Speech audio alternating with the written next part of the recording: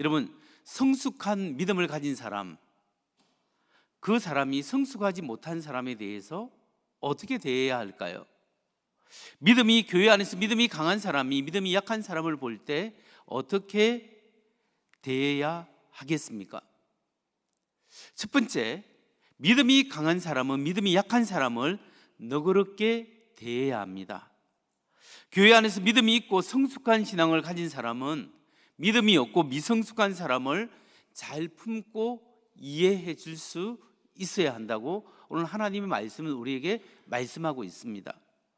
로마서 15장 1절 말씀을 같이 한번 읽어보겠습니다. 시작. 믿음이 강한 우리는 마땅히 믿음이 약한 자의 약점을 담당하고 자기를 기쁘게 하지 아니할 것이라. 아멘. 이 말씀에 보듯이 믿음이 강한 사람이 믿음이 약한 사람의 약점을 이해하고 너그럽게 봐줘야 한다는 사실입니다.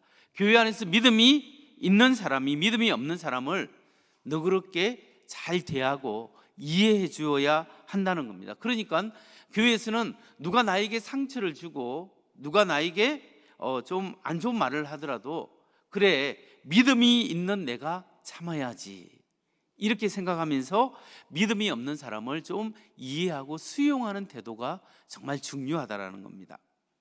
여러분, 초대교회에도 보면 믿음이 있는 사람과 없는 사람이 충돌이 있었을 뿐만 아니라 믿음이 있는 사람까지도 서로 이견이 있었고 다툼이 있었고 대결이 있었다는 사실을, 의견 대립이 있었다는 사실을 성경을 통해서 우리가 알 수 있습니다.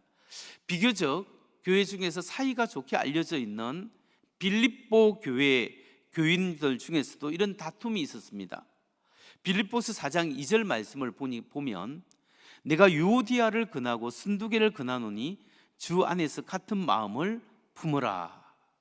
내가 유오디아를 근하고 순두계를 근한다. 유오디아하고 순두계가 어떤 사람이냐면 여성들이에요. 근데 이 여성들은 굉장히 교회에서 충성하고 봉사하고 열심히 있는 사람들이에요. 나중에 이 뒤편을 읽어보면 유오디아하고 순두계는 하나님 나라의 이름이 기록될 정도로 하나님 앞에 충성하고 열심히 있는 사람들입니다. 그런데 이 두 열심을 가진 여성들이 일하는 스타일이 틀린 것 같습니다. 이 사람 좀 달랐습니다. 이 사람은 이렇게 하자고 저 사람은 저렇게 하자고, 그래서 서로가 의견 충돌이 있었고 다툼이 있었던 것입니다. 그래서 얼마나 다툼이 있었으면 멀리 떨어져 있는 사도 바울이 그 소식을 듣고 빌립보서를 성경을 적을 때 이제는 당신들이 좀 다투지 말고 주 안에서 같은 마음을 품어라. 마음을 합쳐서 좀 의견이 이렇게 하고 저렇게 하더라도 서로 하나님의 영광을 위해서 서로 좀 주 안에서 같은 마음을 품고 일을 해라 라고 권면을 했다라는 거예요. 여러분, 우리가 교회 안에서 하나님의 일을 하다 보면 충돌이 있고 의견 대립이 있을 수 있습니다. 여전도회 안에서도 그런 생각이 있고 근사회 안에서도 그런 생각이 있고 여러 가지 교회 일에 남전도회도 마찬가지고 교회 일에 서로 의견 대립이 있을 수 있습니다. 그러나 그 모든 것이 결국은 우리가 하나님께 영광을 올려드리기 위해서라면 자기 의견을 조금씩 한 발씩 물려서 우리가 주님 안에서 같은 마음, 한 마음을 가지고 같이 주님의 영광을 위해서 일해야 하는 것이 마땅하다는 사실입니다. 여기에 대해서 사도 바울은 그렇기 때문에 우리가 다툼이 있고 교회 일을 하고 교회에서 신앙생활할 때 원리를 미리 빌립보서 2장에서 설명을 해주고 있습니다. 빌립보서 2장 2절에서 5절 말씀에 보면 마음을 같이하여 같은 사랑을 가지고 뜻을 합하여 한 마음을 품어 아무 일에든지 다툼이나 허용으로 하지 말고 오직 겸손한 마음으로 각각 자기보다 남을 낮게 여기고 각각 자기 일을 돌아볼 뿐더러 또한 각각 다른 사람들의 일을 돌보아 나의 기쁨을 충만하게 하라. 너희 안에 이 마음을 품으라. 곧 그리스도 예수의 마음이니. 이 말씀에 보면 우리가 하나님의 일을 할 때 마음을 같이하여 한 마음을 품고 무슨 일이든지 다툼이나 헛된 마음, 허영으로 자기를 드러내려고 허영으로 하지 말라는 거죠. 그러면서 겸손한 마음으로 서로 섬기고 우리 안에 그리스도 예수의 마음을 품으라고 권면하고 있습니다. 그러니까 여러분, 성숙한 그리스도인이 어떤 사람인지 아십니까? 관계적인 측면에서 성숙한 신앙을 가졌다라는 사람의 특징은 뭐냐라고 하면 다른 사람의 부족함을 받아줄 수 있는 사람이에요. 성숙한 그리스도인은 다른 사람의 연약함을 얼마나 잘 받아줄 수 있는가, 여기에 따라 성숙도가 올라갔냐 내려갔냐를 측정할 수가 있다는 거예요. 그러니까 우리가 복음을 알고 하나님의 용서의 복음을 알고 하나님의 은혜의 복음을 온전히 깨달은 사람은 다른 사람의 연약한 점을 이해하고 봐줄 수 있고 수용할 수 있고 그 사람의 연약함을 얼마나 용납할 수 있는가가 우리 영적 상태를 나타내는 하나의 기준이 될 수 있다는 겁니다. 여러분, 우리 교회 안에서, 하나님 나라 안에서는 서로가 서로의 약한 사람을 봐주고 돌봐주고 좀 부족해도 수용할 수 있는 것이 하나님 나라의 윤리예요. 그런데 세상에서는 다릅니다. 세상 사람들은 부족하면 잡아먹힙니다. 진화론적인 관점에서 보면 세상은 강한 자의 편입니다. 강한 자가 살아남고 살아남는 자가 강한 자예요. 그 세상에서는 강한 자가 판을 치고 조그만 권력이 있으면 자기 권력을 남용하고 오용해서라도 다른 사람을 복종시키고 군림하고 자기의 권한과 권력을 남에게 보여주기 위해서 그것을 통하여 자기 이익을 극대화시키는 것이 세상 사람의 원리예요. 약하고 부족하면 이용당하고 억울함을 당하고 버림받습니다. 하지만 하나님의 나라 교회에서는 다르다라는 거예요. 교회는 온갖 죄인들이 하나님의 은혜로 구원받고 하나님의 자녀가 되어서 주님 앞에 나아오는 것이 그 교회이기 때문에 수고하고 무거운 짐을 가지고 와야 하는 것이 교회입니다. 좀 부족하고 연약한 사람들이 교회 와서 인정받고 하나님의 사랑으로 사랑을 받고 수용받고 하나님의 품으로 나아올 수 있는 것이 교회라는 거예요. 그래서 예수님이 이렇게 말씀하셨습니다. 누가복음 5장 32절에 보면 내가 의인을 부르러 온 것이 아니라 죄인을 불러 회개시키러 왔노라. 그러니까 예수님이 이 세상에 오신 목적도 어려운 사람, 깨끗한 사람을 부르는 게 아니라 뭔가 문제가 있고 좀 모자라고 뭐가 나고 말썽이 있는 사람, 그런 사람들을 불러서 하나님 앞에 말 안 듣는 사람을 불러 회개시키러 위해서 왔다라는 거예요. 뿐만 아니라 예수님 마태복음 11장 28절 말씀에 보면 수고하고 무거운 짐진 자들아 다 내게로 오라. 내가 너희를 쉬게 하리라. 인생에 지치고 힘들고 걱정이 있고 근심이 있고 자기 힘으로 되지 않는 모든 사람들이 교회 주님 앞에 나오라는 거예요.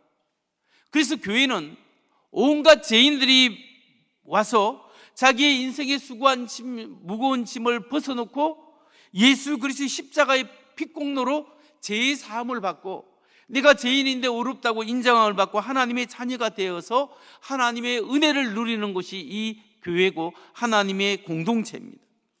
그런데 변화되었다 하지만 예수 믿고 피공로를 의해서 깨끗함을 받고 변화되었지만 계속적으로 변화되어 감에도 불구하고 변화되지 않고 어린 신앙을 가진 사람들이 여전히 교회 안에는 많습니다.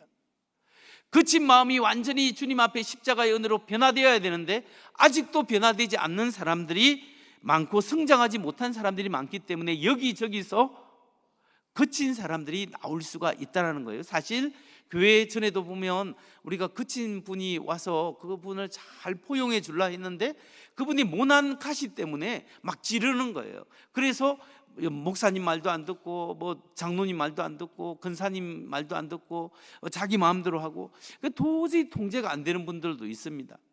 그러니까 너무 애를 먹었죠. 그럼에도 불구하고 교회는 그런 분도 와야 되는 것이. 왜냐하면 주님이 그런 분들을 부르시기 때문에. 그렇기 때문에 여러분, 교회에서 누가 나에게 상처를 주고 좀 기분 나쁜 말을 해도 믿음이 좋은 내가 참아야지.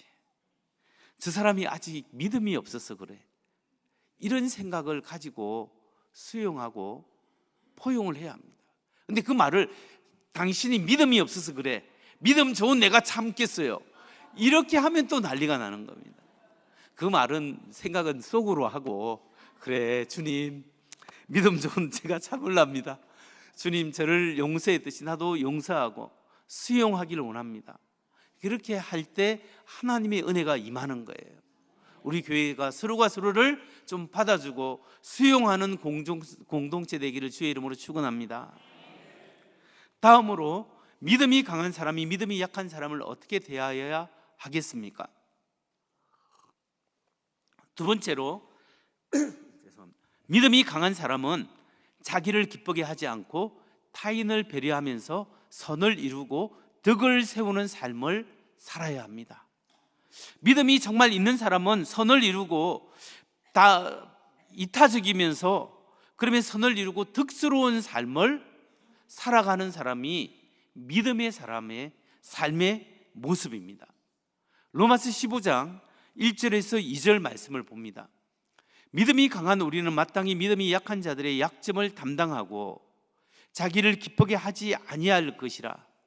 우리 각 사람이 이웃을 기쁘게 하되 선을 이루고 덕을 세우도록 할지니라.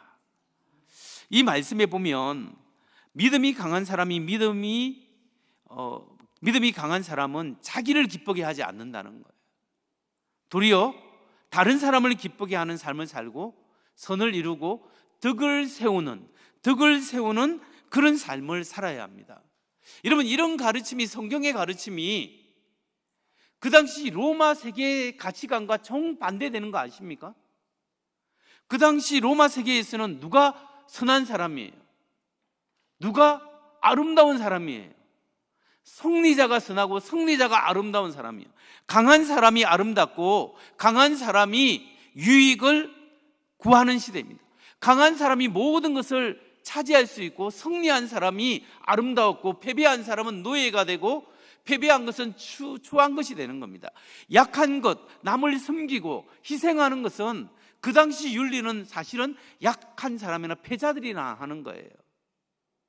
그런데 하나님의 말씀은 정반대예요.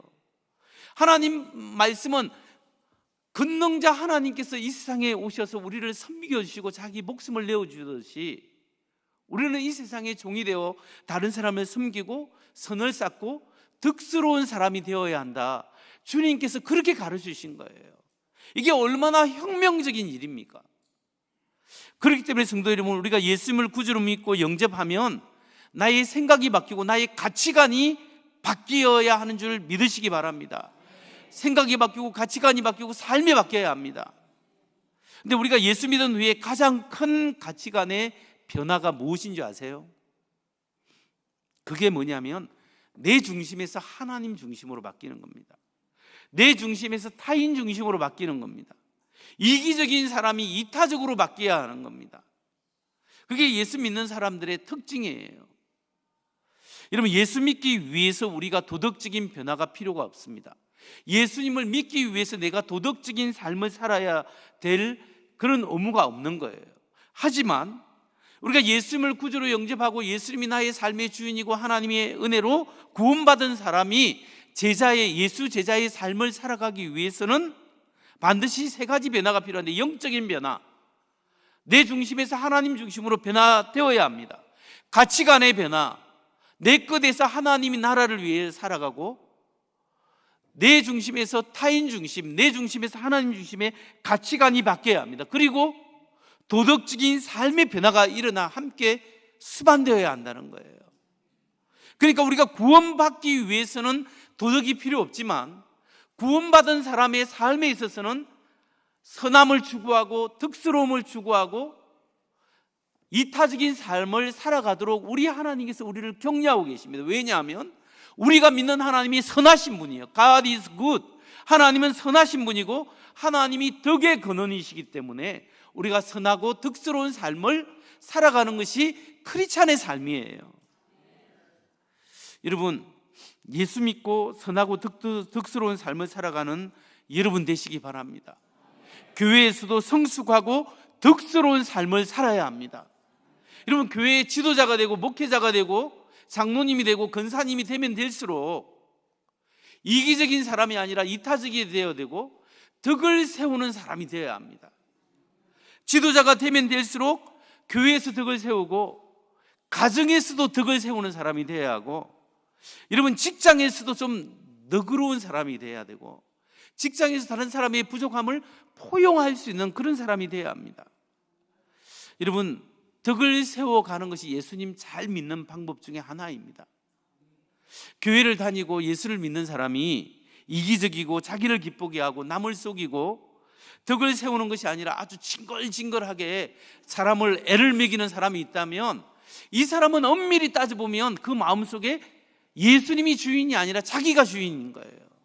그러면 하나님을 믿는 사람이 아닐 수가 있는 거예요. 예수님이 너 모른다고 할 수도 있는 겁니다. 그 행위, 그 열매를 통해서 그 사람의 성격과 성품을 알 수 있는 거예요. 그러니까 우리가 하나님 앞에 무조건 우리가 외적으로 잘 산다고 해서 구원받은 사람은 아니지만, 예수님을 믿고 구원받은 사람은 삶의 변화를 추구해 가는 사람인 줄 믿으시기 바랍니다. 이런 변화의 삶이 우리에게 있어야 합니다. 여러분, 우리가 왜 믿음 있는 사람으로서 남을 너그럽게 대해야 하고, 다른 사람을 기쁘게 해야 하고, 선을 행하고 덕을 세우는 사람이 되어야 하겠습니까?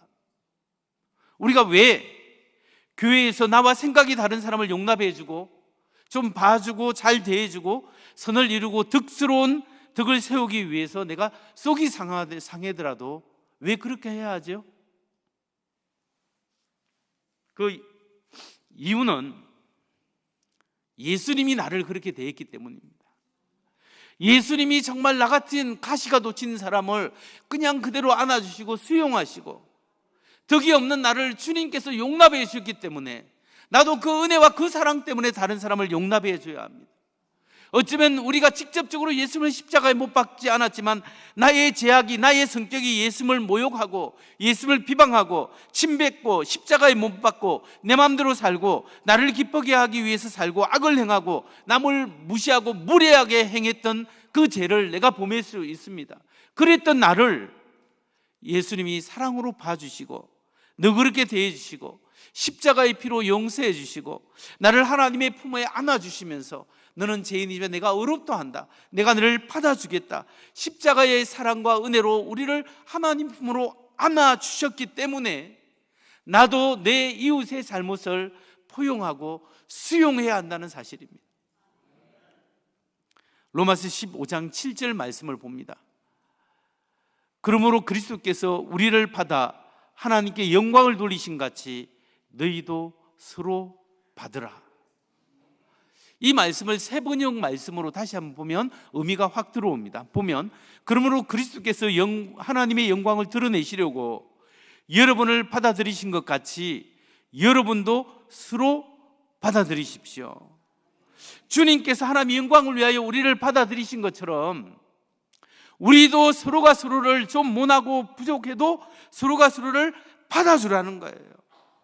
예수님이 나를 받아주셨기 때문에 나도 받아주는데, 나에게 가까이 있으면서 상처를 주는 내 남편을, 나에게 힘을 빼는 나의 아내를, 나에게 상처를 주는 내 부모와 형제와 자매와 내 자녀를, 또한 나를 힘들게 하는 교회 성도님을 예수님처럼 좀 받아주고 용납해 주라는 거예요.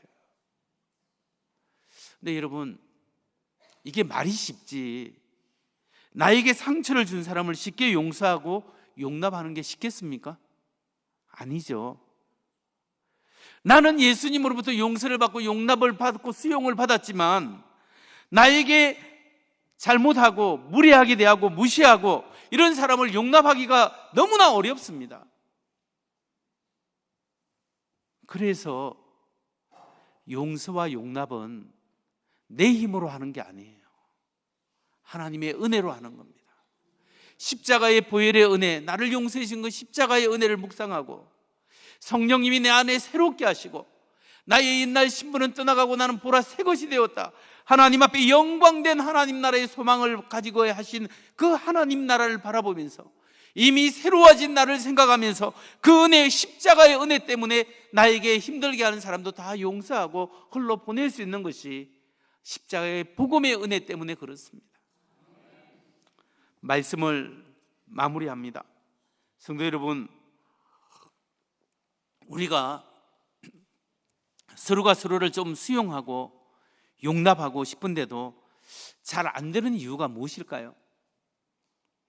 내 아내가 준 상처, 다른 사람은 괜찮은데 내 남편이 내게 준 상처, 내 자녀 부모가 내게 준 상처를 용서해 주고 싶은데도 문득 그게 생각나가지고 마음이 너무 힘든 것, 왜 용서가 잘 안 되는 이유가 무엇일까요? 나도 좀 너그러운 사람이 되고 싶은데, 나도 이해해 주고 싶고 좀 다른 사람처럼 좀 받아주고 싶은데 그게 잘 안 되는 이유는 무엇일까요? 어쩌면 내 안에 너무나 많은 가시가 박혀 있기 때문일 수 있습니다. 내 안에 상처라는 가시나무처럼, 가시나무에 가시가 돋쳐 있는 것처럼 내 마음에 가시가 박혀 있어서 그것이 나를 찌르고 그것이 다른 사람을 막 가까운 사람을 찌르는 거예요. 그러니까 용서가 안 되고 수용이 안 되고, 그래서 나도 힘들고 옆에 있는 사람도 힘들고 그런 경우가 많습니다. 전에 하드큐 집사님이 간증을 한 걸 들은 적이 있는데, CBS에서 새롭게 하소서에서 나온 간증입니다. 하드큐 집사님이 자기가 어느 날 자기 안에 가시가 있는 것을 생각하면서 작사 작곡한 노래 중에 가시나무라는 노래가 있습니다. 제가 이 노래를 들으면서 죄인된 나의 모습, 죄인된 나의 모습, 내 안에 있는 가시나무, 가시가 돋쳐서 나를 찌르고 다른 사람 찌르는 그 모습이 나의 모습이지 않는가를 생각해 보았습니다. 우리 마음속에 있는 이 씀뿌리, 죄악의 씀뿌리, 내 안의 가시는 인생의 수많은 고통과 아픔 속에 생겨난 그 가시를 너무 바쁘다 보니까 무시하고 지냈는데, 그거 이제 내 힘으로 제거할 수가 없습니다. 예수 그리스도의 보혈로 녹여야 합니다. 성령님의 능력으로 그 상처를 싸매야 합니다. 그래서 우리는 이 시간 기도해야 합니다. 하나님, 나를 찌르는 그 가시들, 우리 가족을 찌르고 있는 나의 가시, 내 속에 있는 가시들을, 그 가시가 성도님을 찌르고 있는 가시들을 성령님 제거해 주세요. 예수 그리스도의 십자가의 보혈 앞에 나왔습니다. 상처받았던 나의 모든 마음과 나의 가시들이 예수님의 십자가로 녹아지게 하시고 성령님의 능력으로 이 시간 나를 새롭게 하여 주셔서, 보라 이전 것은 지나갔으니 새 것이 되었다는 말씀이 네 마음속에서도 이루어지게 하여 주옵소서. 십자가 앞에 나아갑니다. 보혈 앞에 나아갑니다. 주님, 나를 녹여주셔서 사랑하는 사람을 사랑하게 하시고 교회에서도 다른 사람을 수용할 수 있도록 넉넉한 부드러운 마음, 너그러운 마음을 내 안에 주옵소서. 고백할 때, 이 시간 기도할 때 하나님의 은혜가 여러분에게 임하고 보혈의 능력으로 가시가 제거되는 은혜가 있길 바랍니다. 보혈을 지나 하나님 품으로 십자가 앞으로 나아오시기 바랍니다.